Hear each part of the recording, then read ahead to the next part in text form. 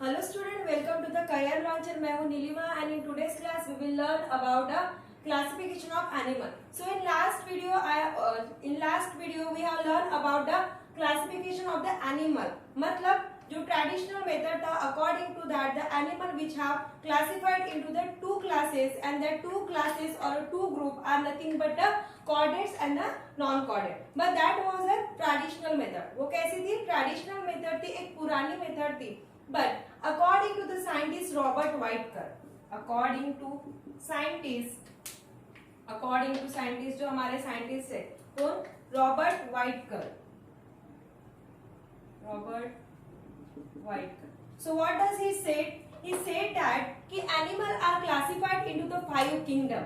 Animal 5 kingdom में क्या होते हैं? क्लासिफाइड होते हैं और उनको क्लासिफाइड करने के लिए उन्होंने 5 क्राइटेरिया रखे. It means that the scientist Robert Whittaker have classified the animal into the 5 classes on the basis of a 5 criteria.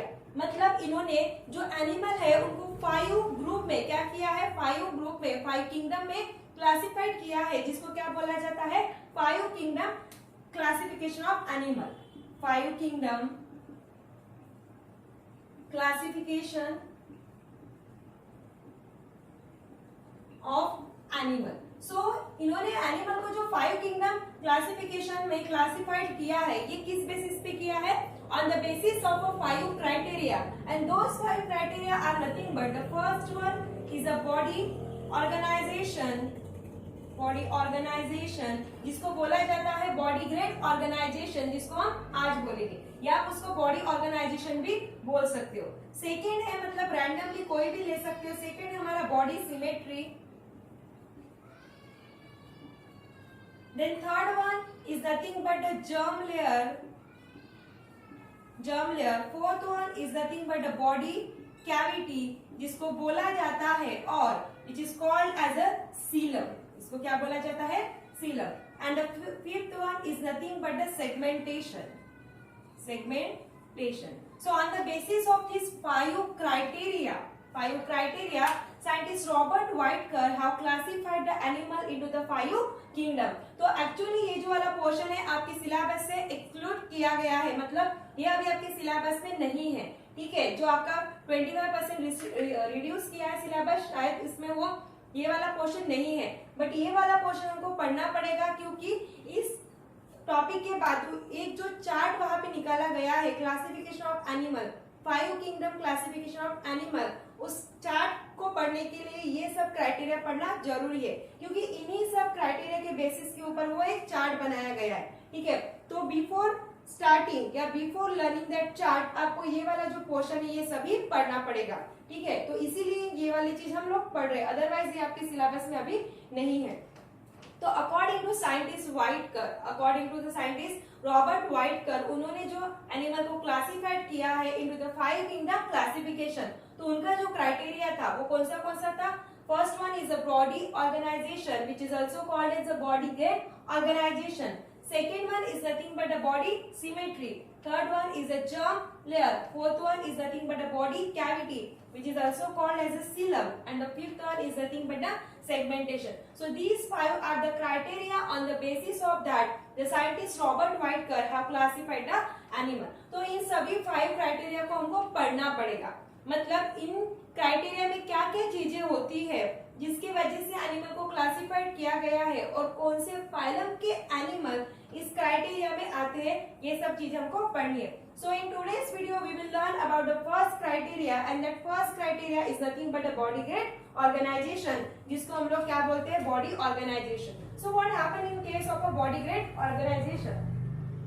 इसमें क्या क्या होता है देखो. अभी जैसे मैंने आपको बताया है, in case of a multicellular organism और multi cellular animal, multicellular organism और एनिमल. ठीक है, in case of multicellular organism or animals, there are so many cells are present because the animal is made up of a cell. जैसे मैंने आपको पहले बताया, जो हमने पढ़ा है सेक्सुअल रिप्रोडक्शन, उसमें क्या पढ़ा था हमने कि इनिशियली जब फर्टिलाइजेशन होता है, फर्टिलाइजेशन होने के बाद जो जायगोट बनता है, zygote gate develop into the embryo. उसका डेवलपमेंट किसमें होता है?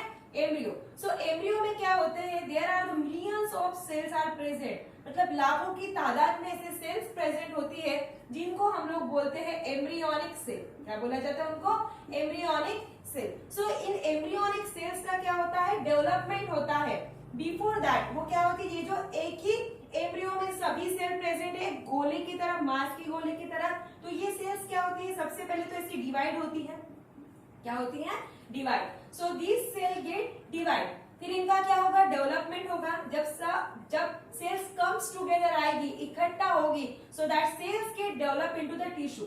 इनका डेवलपमेंट किसमें होता है, tissues, and that tissues get develop into the organ. तो इस तरीके से होल ऑर्गन सिस्टम बनती है, ये हमने ऑलरेडी पढ़ा है।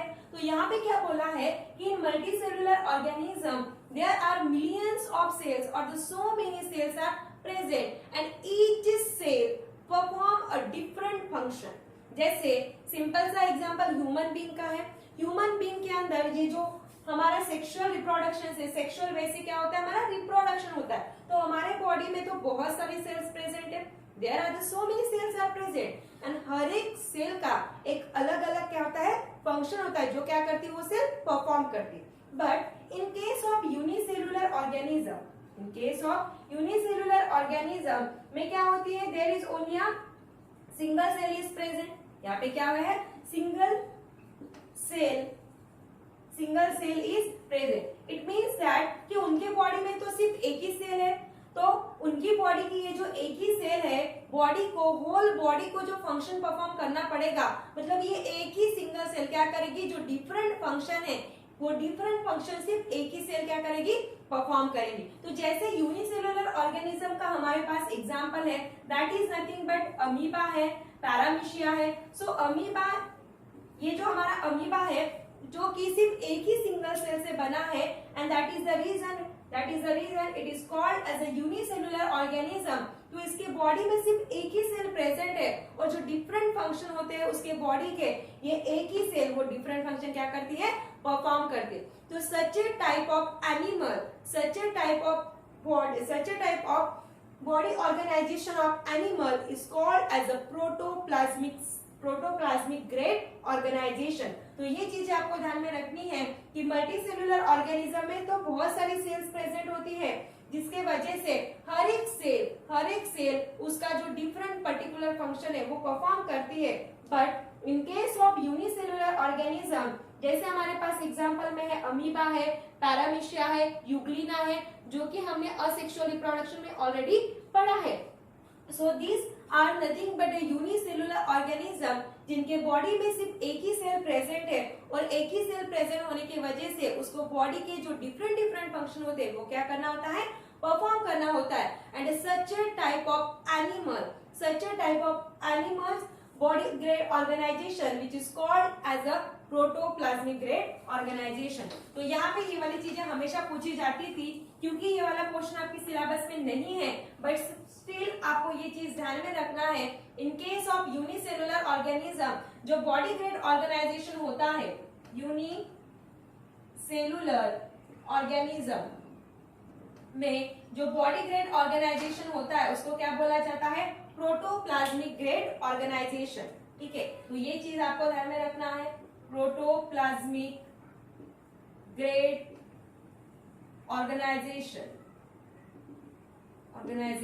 और यहाँ पे जो हमने एग्जाम्पल पढ़ा है, किसका एग्जाम्पल पढ़ा है, यहाँ पे जो हमारे पास एग्जाम्पल में है that is nothing but the amoeba है, देन हमारे पास है पैरामीशियम, देन हमारे पास और क्या है, यूग्लिना। ठीक है, so this is what called as a protoplasmic grade organization. और ये कहाँ पे होता है, in case of unicellular organism में होता है। और क्यों बोला जाता है, क्योंकि उनके बॉडी में सिर्फ एक ही सेल प्रेजेंट है जो कि डिफरेंट फंक्शन क्या करती है, परफॉर्म करती है। तो आपको इसको कैसे ध्यान में रखना है, सबसे पहले तो यूनिसेलुलर ऑर्गेनिज्म में कौन सा बॉडी ग्रेड ऑर्गेनाइजेशन होता है, प्रोटोप्लाज्मिक ग्रेड ऑर्गेनाइजेशन। फिर ये भी पूछा जाता है कि उसमें कौन से एनिमल्स आते हैं, तो उसमें यूनिसेलुलर ऑर्गेनिज्म आते हैं, और उनका एग्जांपल कौन सा है हमारे पास, अमीबा है, पैरामीशिया एंड यूग्लिना है। Now in some multicellular animals and organization in organism, जैसे मैंने आपको बताया कि ये जो हमारा एम्ब्रियो होता है और एम्ब्रियो में ये जो मिलियंस ऑफ एम्ब्रियोनिक क्या है सेल्स प्रेजेंट है हमारे, these are nothing but the embryonic cell, जिसका क्या होता है डिवीजन होता है और इससे हमारी क्या बनती है टिश्यू, और टिश्यू से बनते हमारे ऑर्गन। ठीक है, ये चीज मैं बार बार रिपीट कर रही हूँ क्योंकि ये सिंपल सा एग्जांपल है हमारे बॉडी से ही रिलेटेड। तो in case of some multi cellular animals, जिनके बॉडी में मिलियंस ऑफ सेल प्रेजेंट है, जो कि हमको पता है जिनका डेवलपमेंट बाद में किसमें होता है टिश्यू में, but in case of some multi cellular animal if a cell are not get developed, if a cell are not get developed into the tissue, those animals body grade organization is called as the cellular grade organization। मतलब ऐसे animals जिनके body में sales का development अगर tissue में नहीं हो रहा है, मतलब सिर्फ सेल ही प्रेजेंट है बट उनका डेवलपमेंट टिश्यू में हुआ है क्या नहीं, so those animals are called as the cellular grade organization. तो जो सेकेंड वाला हमारा बनता है दैट इज नथिंग बट कौन सा हमारा सेलुलर ग्रेड ऑर्गेनाइजेशन। तो ये कब पिक्चर में आता है जब cell if a cell are not get developed into the tissue, that time such a animal organization is called as a cellular grade organization। और इसमें जो एग्जाम्पल दिया है वो किसका दिया है, इसमें जो एग्जाम्पल दिया है वो दिया है साइकॉन का। So this साइकॉन is nothing but aquatic organism और एक्वेटिक एनिमल। ठीक है, सो आप इसको गूगल आउट कर सकते हो, इसकी इमेज अभी मैं आपको शो नहीं करवा सकती यहाँ पे, तो आप इसको गूगल आउट करके देख सकते हो कि साइकॉन किस तरीके का दिखता है, आपके बुक में भी इसका इमेज दिया हुआ है। तो इसके अंदर कौन से फाइलम के एनिमल्स आते हैं, तो इस सेलुलर ग्रेड ऑर्गेनाइजेशन में जो फाइलम के एनिमल आते हैं that are nothing but the Porifera. कौन सा आता है फाइलम यहाँ पे, फाइलम पोरीफेरा। ठीक है, सो ये पोरीफेरा का भी आपको नाम ध्यान में रखना है।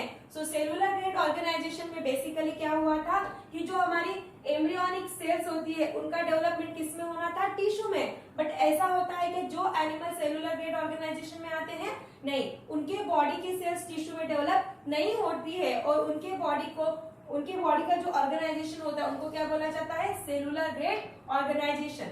और इसमें जो एनिमल्स आते हैं वो कौन से हैं साइकॉन, और किस फाइलम के आते हैं पोरीफेरा। तो आपको ये भी नाम ध्यान में रखना है कि कौन से फाइलम के आते हैं। Now the third thing is that, जैसे यहाँ पे हमने स्टेप वाइज देखा है कि सेल का डेवलपमेंट टिश्यू में होता है।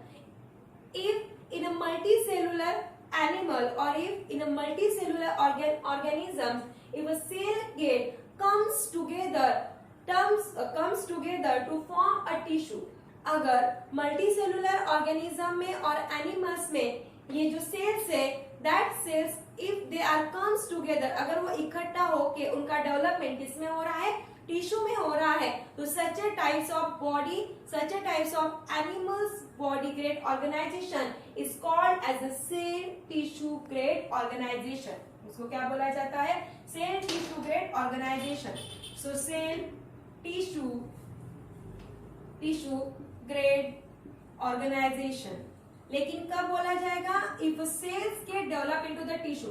सो नाम से ही डिनोट हो रहा है सेल का डेवलपमेंट किसमें हो रहा है टिश्यू में हो रहा है, and that is the reason such a type of animals body called as a cell tissue grade organization. तो इसमें कौन से फाइलम के एनिमल आते हैं, in a cell tissue grade organization में जो फाइलम के एनिमल्स आते हैं that are nothing but the Cnidaria. कौन से फाइलम के आते हैं निडालिया। या आप बोलोगे कि मैम ये फाइलम कहाँ से आए, तो जब हमने traditional method of animal classification पढ़ा था तो उसमें हमने देखा था कि traditionally animal are classified into the two group. वो टू ग्रुप हमारे कौन से थे, एक तो हमारा था कॉर्डेटा एंड जो सेकंड वाला था दैट इज नथिंग बट कौन सा था हमारा non Chordata. So non Chordata ये जो 10 फाइला में क्या हुआ था उसका डिवीजन हुआ था। तो मैंने आपको बताया था कि इसका जो डिवीजन वाला चार्ट है ये हम सबसे लास्ट में देखेंगे जब पूरा चैप्टर पढ़ लेंगे, क्योंकि इसके हर एक फाइला को हमको देखना है। तो जब हम पूरा फाइला पढ़ जाएंगे तो ऑलरेडी आपको ये चार्ट लर्न हुआ होगा। तो इसलिए मैंने चार्ट ड्रॉ नहीं किया था, जो कि आपको लास्ट में पढ़ना है। तो ठीक है, तो ये जो नॉन कॉर्डेटा है जो कि 10 फाइला में डिवाइड हुआ है, सो वही 10 फाइला यहाँ पे, और कॉर्डेटा भी डिवाइड हुआ था 3 फाइलम में, ठीक है। सो उसके 3 सब फाइलम में ये कॉर्डेटा डिवाइड हुआ था। फिर उसका 3 सब फाइलम का जो वर्टिब्रेटा था वो फिर से 6 क्लासेस में क्या हुआ था, डिवाइड हुआ था। तो ये थोड़ा सा कंफ्यूजिंग है, तो ये पार्ट तो हमको सबसे लास्ट में पढ़ना है। तो फिलहाल इसमें आपको यही ध्यान में रखना है कि सेल टिश्यू ग्रेड ऑर्गेनाइजेशन में क्या हुआ था, अगर सेल का डेवलपमेंट टिश्यू में हो रहा है तो such a types of animal organization which is called as a cell tissue grade organization. तो आप इसको इसके नाम से भी ध्यान में रख सकते हो। और यहाँ पे कौन से फाइलम के एनिमल्स आते हैं, निडारिया। सो यहाँ का जो फाइलम है that is nothing but the Cnidaria. So यहाँ पे कौन सा एनिमल का एग्जांपल दिया हुआ है, यहाँ पे जो एग्जांपल दिया हुआ है that is nothing but that is nothing but the jellyfish. किसका दिया है, जेलीफिश। आपके बुक में एक ब्लू कलर का डायग्राम ड्रॉ किया गया है, किसका, जेलीफिश का, तो आप उसको देख सकते हो। सो सेल टिश्यू ग्रेड ऑर्गेनाइजेशन में सेल का डेवलपमेंट किसमें होता है, टिश्यू में, जिसके वजह से उसको बोला जाता है cell tissue grade organization. Now the fourth one is nothing but tissue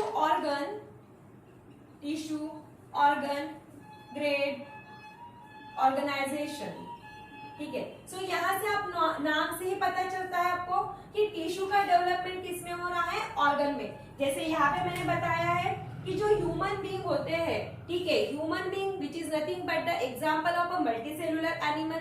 तो यहाँ पे भी ये बोला गया है कि मल्टीसेलुलर एनिमल्स तो बेसिकली सेल से बनता है, जो कि यहाँ पे हमने ऑलरेडी पढ़ा है कि एम्ब्रियो में तो मिलियंस में, मतलब लाखों की तादाद में सेल प्रेजेंट है जिनका डेवलपमेंट होता है टिश्यू में, और टिश्यू का डेवलपमेंट होता है ऑर्गन में। So if in a multicellular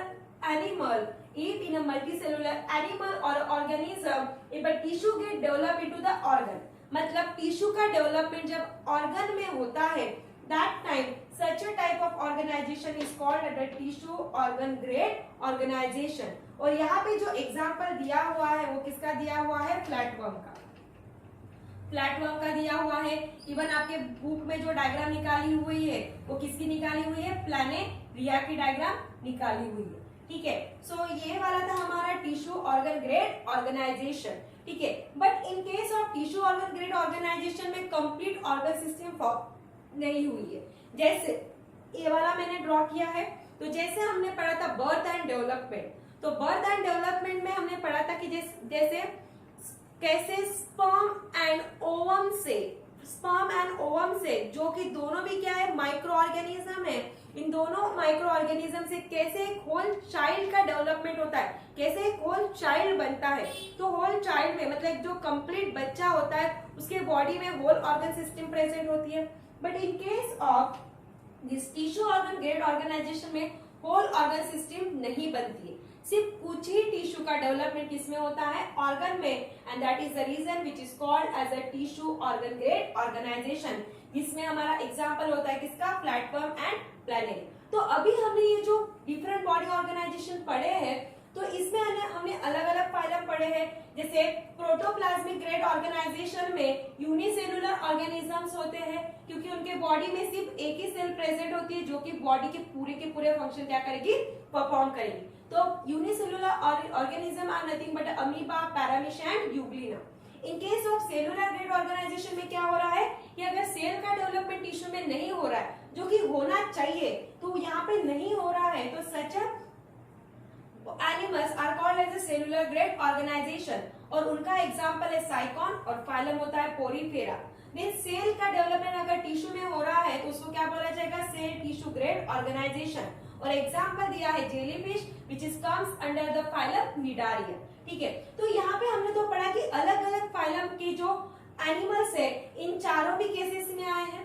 so beside this 4 grade organisation, अगर इन 4 ग्रेड ऑर्गेनाइजेशन को अगर हम लोग क्या कर रहे हैं, इनको छोड़ते हैं, तो बाकी के जो बचे हुए फाइलम के एनिमल्स है which are comes under the organ system grade organization, इसमें आता है organ system grade organization।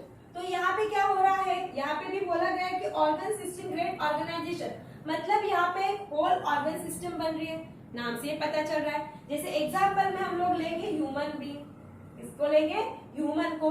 जैसे मैं एक ह्यूमन हूँ, मैं भी एक मल्टी सेलुलर एनिमल ही हूँ, तो मेरे बॉडी में मिलियंस ऑफ सेल प्रेजेंट है।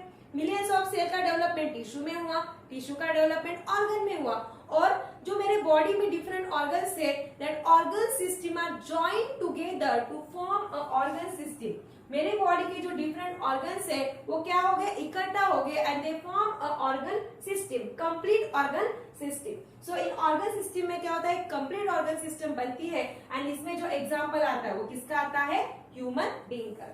So this one is nothing but the first criteria of a scientist Robert Whitaker. On the basis of that, he was classified the animal into the 5 kingdom.